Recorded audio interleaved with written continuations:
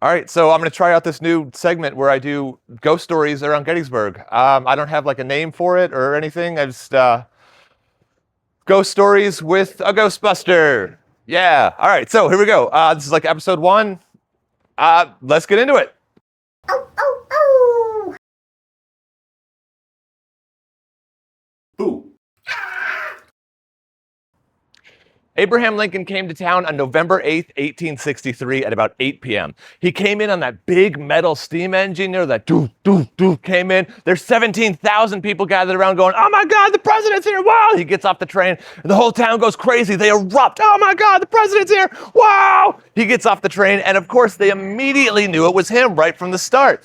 The average guy back then was about 5'8", 5'9". Lincoln was 6'4". With the top hat, he was breaking 7 feet tall. Now, you probably knew that Lincoln was a lawyer before he got into politics, but you might not have known that the really important documents he would keep in his top hat. Lincoln was terrible at keeping his documents in order, so he kept them in his hat. That's why he had such a big hat. Now, just a fun little fact that I've come across about Abraham Lincoln is that the Smithsonian Museum does have his hat, but the one they have on display is not the correct size, so they think that it might have actually been stolen and the real one is just like sitting in some like robber's basement or something. I don't know. There's a ton of cool stories about Abraham Lincoln.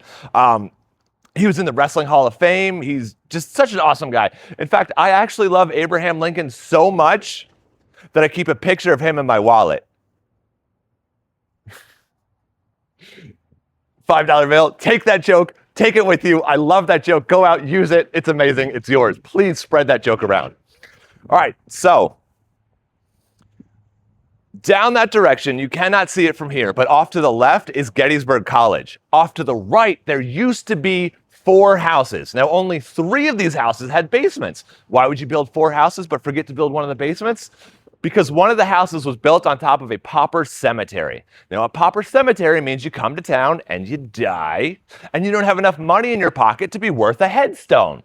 So they dig a big hole, and they throw you in it. Then they take a bunch of other poor people and throw them on top of you. Then they eventually come over and cover you up. And then they build a freaking house on top of you. No wonder Gettysburg has so many ghosts. They're freaking begging for it. So there was an urban legend going around for about 100 years. The urban legend says that after the battle, there was a bunch of boys playing on the battlefield.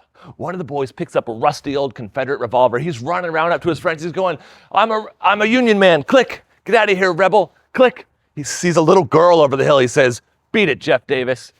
Bam! Last bullet in the chamber goes off, hits the girl square in the chest, and she drops.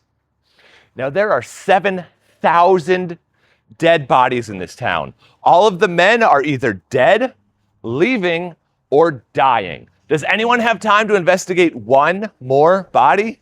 No, no one does. No one has time to investigate one more body. So it ends up becoming an urban legend. For years and years and years, no one even knows if this story is true until Gettysburg College comes to town and buys those houses. They dig them up to put in student dormitories. When they're doing that, they come across the pauper cemetery. They start pulling out bodies. And of course, they pull out the body of a young girl.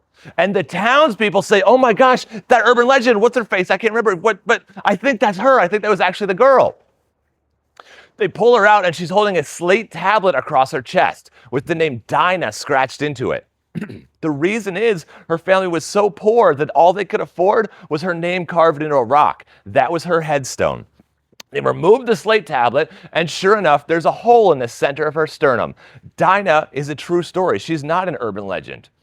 So back in the 90s, there was a girl graduating from Gettysburg College. She's walking around with her camera, taking pictures, takes a couple pictures of the front door. First picture has a car going through it. No good. Second picture looks great.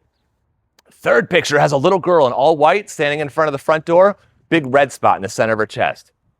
Dinah's not an urban legend. Dinah is a true story, and she's still out there. So I had mentioned there are 7,000 dead bodies in this town. What do you do with 7,000 dead bodies? Well, let me give you a hint. There's actually 2 answers.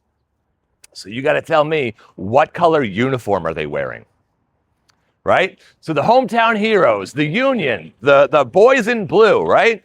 We decide we're going to lay out in lines on the cemetery. We start building coffins for them, and we're going to bury them right there. It becomes the very first cemetery on a battlefield in American history, commissioned by Abraham Lincoln. That's why it's such an important cemetery, because it was the first one on a battlefield. But we're not expecting to we're not expecting to build all of these coffins. We start running out of wood. So they start building coffins smaller and smaller and tighter and tighter. Some of the other Union soldiers, we decide, hey, we're going to ship home. We're going to take them down to the train track and send them home. But we got to build them coffins for the trip. We're not expecting all of these coffins again, so they build the coffins smaller and smaller and tighter and tighter. Now, this is not immediately after the battle. You probably knew that July 1st, 2nd, and 3rd were hot, hot, hot, and even hotter. July 4th, it rained all day long. And what happens to a hole in the rain? Even if it's a hole in a body, it starts to fill with water. So all of these Union soldiers are full of water.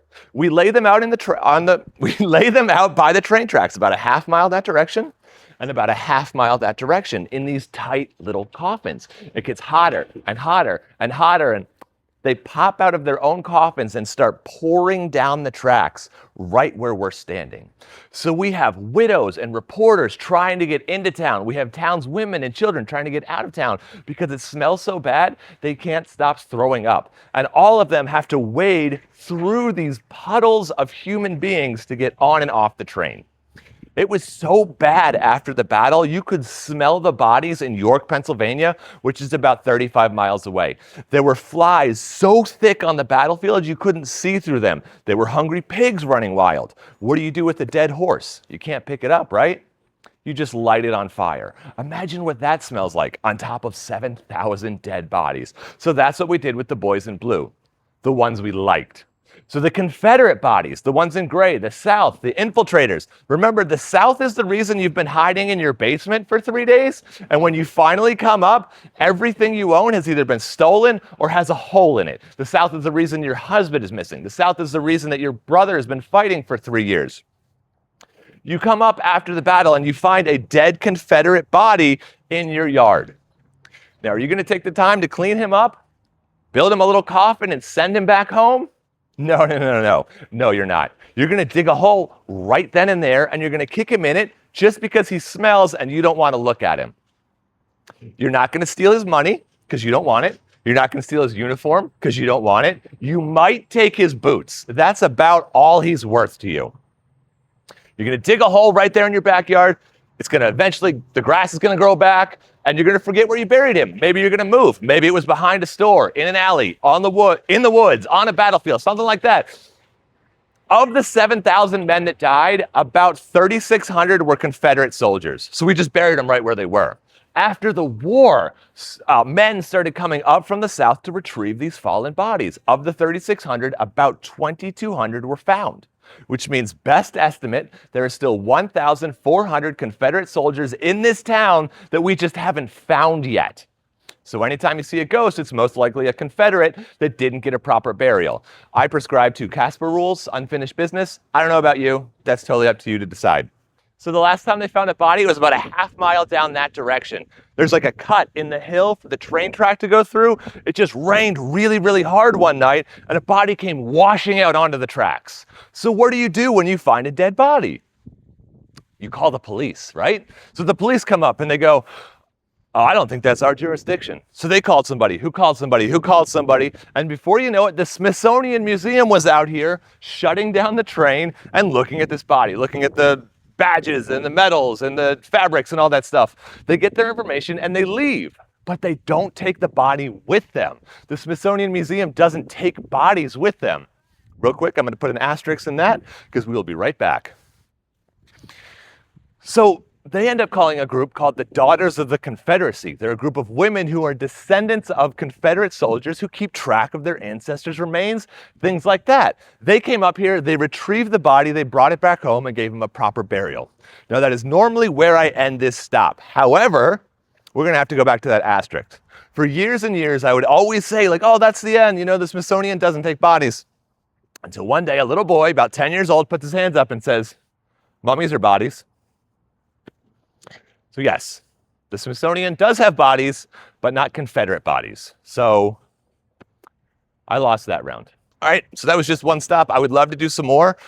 Get into like Devil's Den, do like the Tattered Man, get into the Farnsworth house that has a lot of stuff. Let me know what you guys think. Should I keep making more videos like this? This was pretty easy. This was fun. Stuff I already know about. So have a good day.